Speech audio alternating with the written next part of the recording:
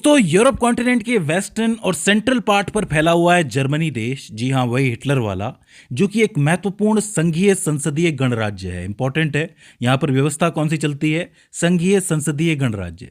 लेकिन क्या आपको पता है कि जर्मनी का जो ऑफिशियल नाम है वो बुंदेस रिपब्लिक डॉयचलैंड है? जी हाँ, ये जर्मनी का ऑफिशियल नेम है, आधिकारिक नाम है। मैं आपको बता दूं कि यूरोपियन यूनियन का पूरा ग्रुप जो है, उसमें जो सबसे बड़ी अर्थव्यवस्था है, सबसे बड़ी इकोनॉमी है, वो जर्मनी ही है।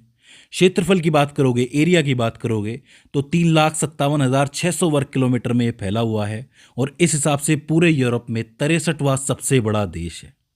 इसके क्षेत्रफल का लगभग 97.33% हिस्सा भूमि क्षेत्र है, यानी जमीन है, और 2.34% हिस्सा जल क्षेत्र के अंतर्गत आता है। अगर इसकी स्थिति पोजीशन की बात की जाए तो इसके लैटिट्यूड अक्षांश लगभग 47 डिग्री नॉर्थ से लेके 55 डिग्री नॉर्थ तक जाते हैं और लॉन्गिट्यूड देशांतर जो है वो 5 डिग्री ईस्ट से लेके 16 डिग्री ईस्ट तक जाते हैं। इस हिसाब से इसकी पोजीशन उत्तर पूर्वी गोलार्ध में हो जाती है, नॉर्थ ईस्टर्न हेमिस्फीयर। इन लॉन्गिट्यूड और लैटिट्यूड से आप समझ सकते हो कि पूरे यूरोप के बीचों बीच, मतलब एक तरफ पश्चिमी यूरोप, एक तरफ पूर्वी यूरोप और बीच में जर्मनी, बिल्कुल चौराहे पर मौजूद है जर्मनी। अब चूंकि चौराहे पर मौजूद है तो जाहिर सी बात है बहुत से देशों से इसकी सीमा लगती है।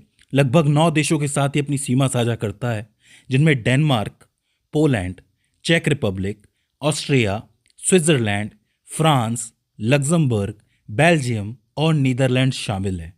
तो अब आप समझ सकते हो कि हर देश से व्यापार का मार्ग इसके लिए खुला हुआ है।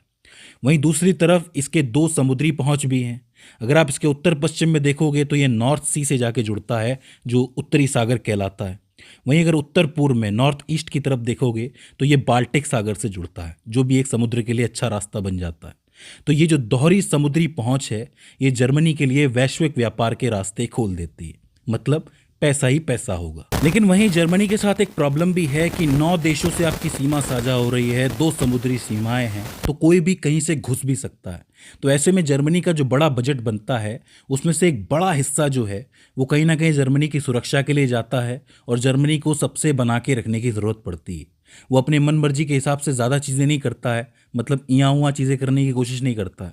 वो ये सोचता है कि यार बहुत खुली हुई सीमा है, सब पे एक बड़ा खर्चा भी होता है, हर जगह सैनिक खड़े करने पड़ते हैं, तो ऐसे में वो शांति बनाने की कोशिश करता है। बात करें जर्मनी की राजधानी के बारे में तो यहाँ की राजधानी, यहाँ का सबसे बड़ा शहर बर्लिन है। बर्लिन सिर्फ एक राजनीतिक या प्रशासनिक केंद्र नहीं है, बल्कि सांस्कृतिक और ऐतिहासिक तौर पर बहुत इंपॉर्टेंट है।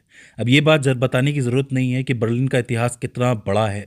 आप चाहे वर्ल्ड वॉर 2 की बात कर लो, वर्ल्ड वॉर 1 की बात कर लो, या फिर 19वीं सेंचुरी के अंदर बिस्मार्क की बात कर लो, बर्लिन का इंपॉर्टेंस हर टाइम पे रहा है। तो ऐसे में बर्लिन को याद करना बहुत मुश्किल नहीं है। बर्लिन का क्षेत्रफल लगभग 892 वर्ग किलोमीटर में फैला है और आज की तारीख में यहाँ की टोटल जनसंख्या लगभग 3.74 मिलियन है। ये जो है एक संघीय राज्य का दर्जा प्राप्त किया हुआ शहर है। बर्लिन क्या है? एक संघीय राज्य का दर्जा प्राप्त किया हुआ शहर है, मतलब एक संघीय राज्य है ये। अब बर्लिन को मिला के पूरे जर्मनी में टोटल 16 इंपॉर्टेंट राज्य हैं, जिसमें बाडेन बुटेनबर्ग सबसे पहले आता है। स्टटगार्ट इसकी राजधानी है। उसके बाद फ्री स्टेट ऑफ बवेरिया आता है। म्यूनिक इसकी राजधानी है, म्यूनिक का नाम आपने सुना होगा। फिर बर्लिन आता है तीसरे नंबर पे, बर्लिन ही राजधानी है, सिटी स्टेट है ये।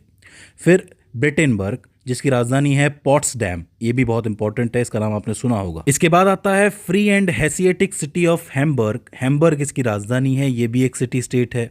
फिर हेसे आता है, विस्बाडेन इसकी राजधानी है, क्षेत्रीय राज्य है ये। इसके बाद आता है मैक्लेनबर्ग वोरपोमेन, ये भी इंपॉर्टेंट हो जाता है। इसके बाद lower Saxony, North Rhine Westphalia, Rhineland पेलेटिनेट, इसके अलावा सारलैंड इंपॉर्टेंट है, free state of Saxony, Saxony अनहाल्ट, इसके अलावा श्लेस्विग होल्स्टीन और आखिर में फ्री स्टेट ऑफ थुरिंगिया।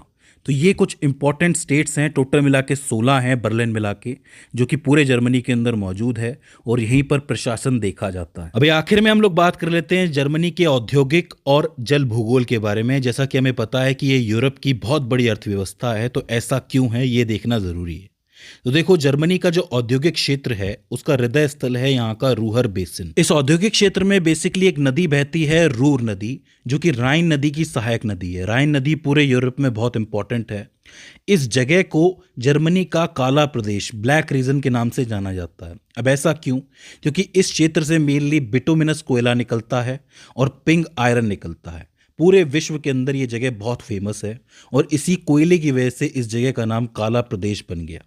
मैं आपको बता दूं कि जर्मनी की अधिकांश आबादी राइन और रूर के इस औद्योगिक क्षेत्रों में निवास करती है। हालांकि ध्यान देने वाली बात यह है कि ये जो जगह है ये बर्लिन यानी कि राजधानी से थोड़ी सी दूर है।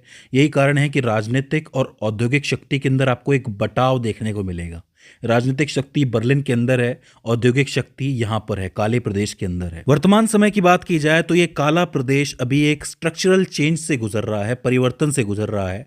वो इसलिए क्योंकि जर्मनी जो है वो अब हरित ऊर्जा पर अपना ध्यान केंद्रित कर रहा है, क्योंकि उसको पता है कि इतनी तादाद में कोयला निकालना और इस तरीके से और चीज़ें निकालना, आयरन निकालना ठीक नहीं है उसकी इन्वायरमेंट के लिए। इसलिए जर्मनी ने कहीं ना कहीं बदलाव करने की सोची है, इसलिए काला प्रदेश अभी एक बदलाव से गुजर रहा है। अब आखिर में आप जर्मनी के जल मार्गों के बारे में बात कर लोगे, नदियों के बारे में, जैसा कि मैंने कहा तो इसमें राइन नदी सबसे आगे है, जो कि पूरे मध्य यूरोप का सबसे महत्वपूर्ण जल मार्ग है।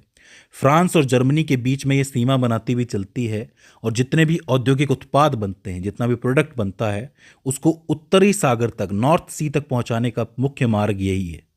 दूसरी बहती है यहाँ पर ओल्डर नदी, ये भी इम्पॉर्टेंट है। ये नदी जो है पोलैंड और जर्मनी के बीच में सीमा निर्धारित करती है। 1990 के पुनर्मिलन के बाद जब एकीकरण हुआ था तो ओल्डर नीस रेखा, एक लाइन खींची गई थी। इस लाइन को एक सीमा के रूप में, स्थायी सीमा के रूप में स्वीकार कर लिया गया था, मान्यता दे दी गई थी। ठीक है। आखिर में आती है एल्बे नदी, जो कि हैम्बर्ग बंदरगाह के लिए बहुत ज़्यादा फेमस है। हैम्बर्ग शहर एल्बे नदी के किनारे ही बसा हुआ है और ये जर्मनी का सबसे बड़ा बंदरगाह है। इसे जर्मनी का प्रवेश द्वार, गेटवे टू जर्मनी भी कहा जाता है और ये पूरे यूरोप का तीसरा सबसे बड़ा बंदरगाह है। जैसे हमारे यहाँ पर गेटवे ऑफ इंडिया है मुंबई के अंदर, वैसे वहाँ पर गेटवे टू जर्मनी है, जर्मनी का प्रवेश द्वार। इस नदी का सबसे बड़ा फायदा ये है कि उत्तरी सागर तक सीधी पहुँच देती है और साथ ही जो आंतरिक यूरोप है उससे भी जुड़ाव करती है। इस वजह से जर्मनी की आर्थिक शक्ति का एक महत्वपूर्ण केंद्र बन जाती है एल्बे नदी। तो 3 नदियां आपको याद रखनी है, राइन, ओल्डर और एल्बे, तीनों ही इंपॉर्टेंट जलमार्ग हैं। तो दोस्तों ये हो जाता है थोड़ा सा जर्मनी का नक्शा। आई होप आपको समझ में आया होगा।